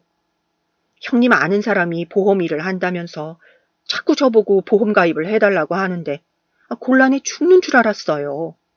지금 내고 있는 보험도 간신히 유지 중인데 추가로 자꾸 들어달라고 하니까요. 우리 집 형편 뻔히 아시면서 왜 그러는지 정말. 그리고 형님은 정말 웃긴 게 저희보다 훨씬 잘 살았거든요. 고모부가 물려받은 재산이 많아 형편도 넉넉하면서 왜 자꾸 없는 집에 돈을 빌려달라고 하는지 모르겠더라고요. 형님 말로는 고모부가 용돈을 많이 안 줘서 그렇다는데 제가 보기에는 쓸 만큼 쓰고 다니는 것 같았거든요. 제가 명품은 잘 모르지만 형님하고 다니는 거 보면 비싸 보이는 가방에 고급스러운 옷에 누가 봐도 돈 없는 사람처럼은 안 보였습니다. 그리고 저한테 전화할 때마다 무슨 이번에 골프를 치러 갔다 왔는데 허리를 삐끗했다는 둥, 어디 호텔에서 밥을 먹고 왔는데 너무 맛있더라는 둥, 저하고는 다른 세상 얘기를 많이 하시더라고요.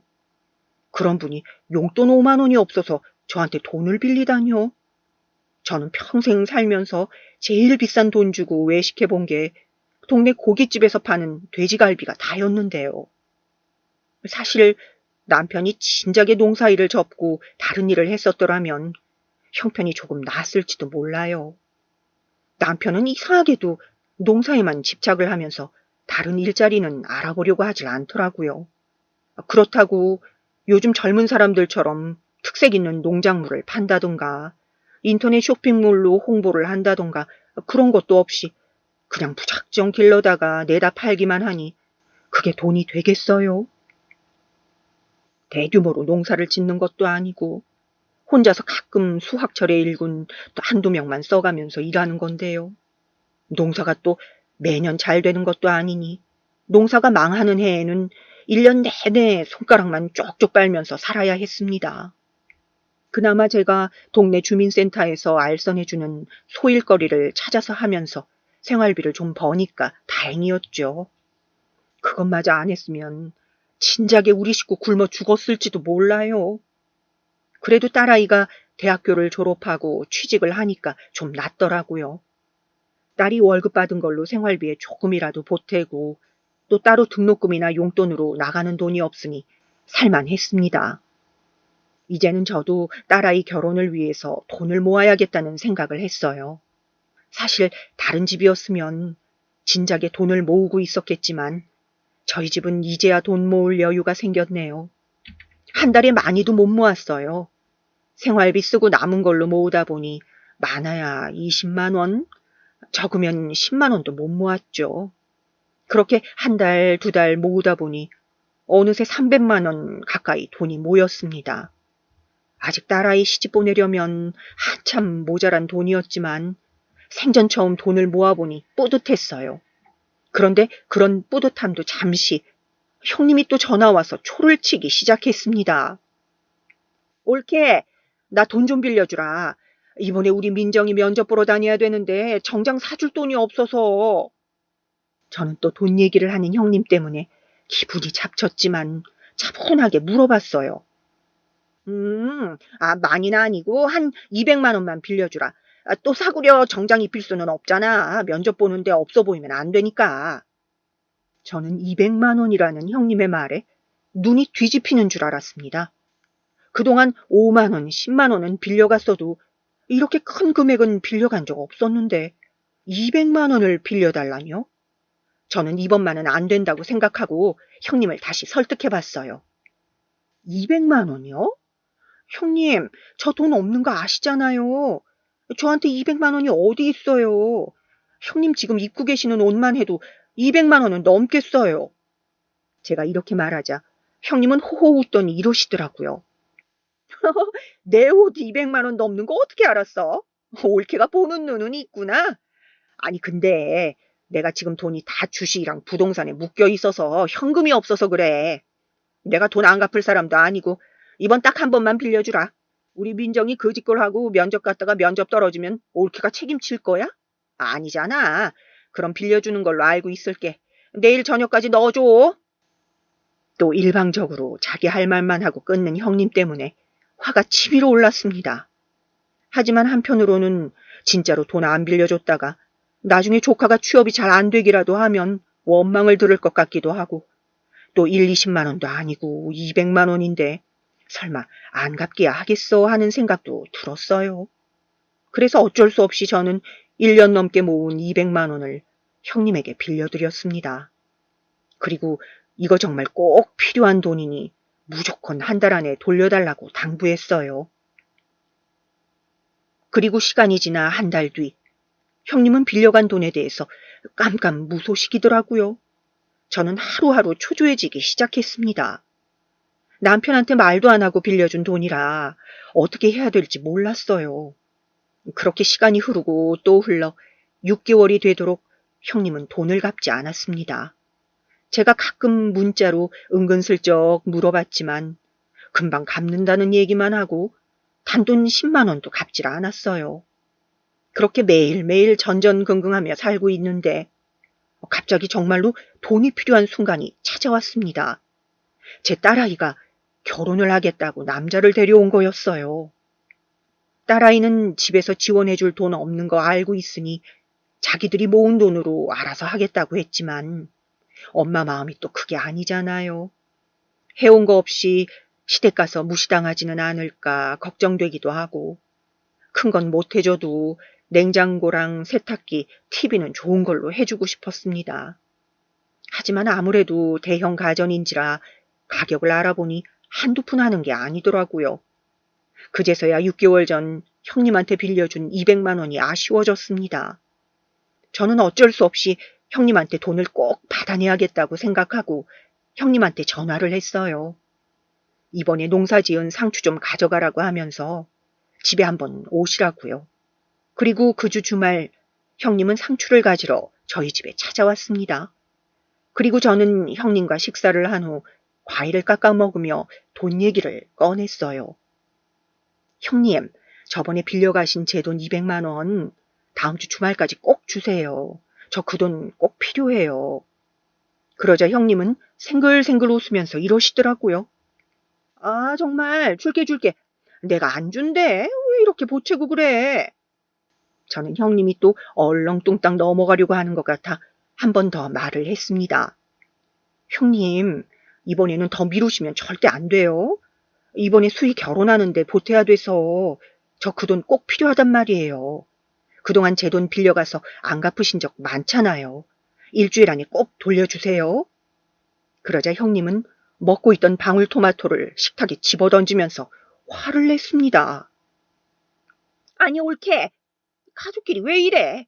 그거 몇 푼이나 한다고? 지금 다 빚쟁이 취급하는 거야? 저는 수개월째 돈을 안 갚고선 적반하장으로 나오는 형님한테 너무 화가 나서 소리를 질렀습니다. 형님, 돈 빌려가서 안 갚고 있으면 빚쟁이 맞잖아요. 도대체 언제까지 저희 가족 뜯어먹고 사실 거예요? 그러자 형님이 벌떡 일어나서 제 뺨을 찰싹 때렸습니다. 그러면서 하는 말이 뭐? 빚쟁이? 너 진짜 죽을래? 가족끼리 돈 빌려가서 안 갚을 수도 있는 거지. 가족끼리 돈돈거리면서 따지는 거 아니다 너. 저는 형님에게 뺨을 맞자마자 순간 정신이 멍했어요. 그러더니 머리에서 반짝하고 번개가 치는 듯 했습니다. 그동안 내가 참고 산 거에 대한 보답이 이거구나 하는 생각에 정신이 번뜩 차려졌습니다. 그리고 저는 똑같이 형님의 뺨을 찰싹 때리고는 소리쳤습니다. 뭐? 가족? 그래, 가족끼리 돈 빌려가서 안 갚을 수도 있지. 내가 네 가족이니까 하는 말인데 너 좀 맞자. 저는 형님의 옷자락을 꽉 쥐고 집 밖으로 나가서 창고로 끌고 갔습니다. 남편이 농사 지을 때 쓰는 농기구들로 가득 찬 창고였어요. 형님이나 저나 힘이 비슷해서 창고까지 끌고 가는데 힘들긴 했지만 사람이 화가 나니깐 젖먹던 힘까지 끌어내게 되더라고요. 저는 창고에 도착하여 형님을 벽에 확 밀쳤습니다. 벽에 부딪혀 넘어진 형님은 창고 안에 있던 각종 농기구들의 험악한 생김새를 보고 기겁을 하더라고요. 저는 양팔을 허리에 짚고 형님을 내려다보며 말했어요. 야, 다시 말해봐. 가족끼리 돈 안 갚아도 된다고? 그럼 난 가족이니깐 너 때려도 되는 거지? 때려도 가족이니깐 신고 안 할 거잖아, 그치? 형님은 제 얼굴과 농기구들을 번갈아 가면서 쳐다보더니 울상이 되어서는 갑자기 두 손을 비비며 빌기 시작했어요. 올케, 미안해. 내가 잘못했어. 설마 나 진짜로 때릴 건 아니지? 돈 갚을 테니까 제발 때리지 말아줘. 저는 저에게 손이 발이 되도록 빌고 있는 형님한테 코웃음을 치고 바라봤습니다. 돈 갚는다고? 참나, 갚을 수 있으면 왜 여태 안 갚았어? 돈이 있으면서 안 갚는 거 내가 모를 줄 알아? 있는 집 자식들이 더하다더니 여태까지 내가 형님 하면서 떠받들어 주니깐 아주 내가 우습게 보였나 보지? 제가 이렇게 강하게 나오자 형님은 고개도 제대로 들지 못하고 바닥에 쭈그려서 울기만 하더라고요. 그러면서 한 번만 봐달라고 계속 빌었습니다. 옆에 무서운 흉기들이 잔뜩 있으니 갑자기 잘못한 걸 깨달았나 봅니다. 그런데 그때 창고 문이 벌컥 열리더니 딸아이가 뛰쳐들어왔어요. 시끄러운 소리에 뭔 일 났나 싶어서 들어왔더라고요. 딸아이는 씩씩대는 제 모습과 흩투성이로 바닥에 쭈그려 울고 있는 형님을 보자 무슨 상황인지 단번에 이해한 것 같더라고요. 그러더니 지도 한마디 하더라고요. 쌤통이다, 쌤통이야. 고모, 사람이 그렇게 나쁘게 살면 천벌받는 거예요. 알아요? 그동안 그렇게 우리 가족 괴롭혔으니 이제라도 반성하고 똑바로 사세요. 참, 민정이한테도 취직하기 전에 인성검사부터 하라고 전해주시고요. 형님은 딸아이가 그렇게 말하자 눈물을 훔치고 일어서더니 그대로 열린 창고 문으로 도망갔습니다. 저는 거기서 하고 소리쳤지만 이미 멀리 도망가 버려서 잡기도 힘들더라고요. 어차피 연락처랑 집 주소를 모르는 것도 아니고 어떻게 해서든 돈을 받아낼 생각이었습니다. 그리고 그날 저녁 휴대폰에 띠링 하고 울리는 알람 소리에 확인해 보니 통장에 돈이 입금되어 있었습니다. 무려 500만 원이요. 확인해 보니 입금자 명이 형님 이름이더라고요. 참나, 이렇게 바로 입금할 돈 있으면서 왜 그동안 안 갚은 건지, 그래도 또 얻어맞기는 싫었는지 전에 빌려갔던 돈까지 대충 계산해서 500만 원을 입금했네요. 덕분에 생각지도 못하게 목돈이 생겨버렸습니다. 저는 문자로 온 입금 내역을 딸아이에게 보여주었어요. 딸아이는 문자를 보더니 배꼽을 잡고 자지러지게 웃더라고요. 그 못된 아줌마 꼴 좋다면서요. 그리고 저는 그날 여태까지 있었던 일을 남편에게 말해주었습니다. 남편은 형님을 때렸다는 말에 화낼 줄 알았는데 오히려 덤덤한 반응이더라고요. 어이구, 좀 사이좋게 지내 하고 말았어요. 그리고 다음날 딸아이랑 같이 점심을 차리고 있는데 누가 현관벨을 누르더라고요. 이 시간에 올 사람이 없는데 이상하다 싶어서 문을 열어보니 조카가 서 있는 거 아니겠어요? 조카는 과일 바구니를 사들고선 침울한 표정으로 문 밖에 서 있었습니다. 저는 조카에게 무슨 일이냐고 물었어요. 그러자 조카는 조용히 신발을 벗고 거실로 들어오더라고요. 그러더니 과일 바구니를 저에게 건네주면서 이렇게 말했습니다. 외숙모, 전에 이 집에 살면서 예의 없게 굴어서 죄송합니다. 그리고 늦었지만 여기서 지내게 해주셨던 거 감사해요.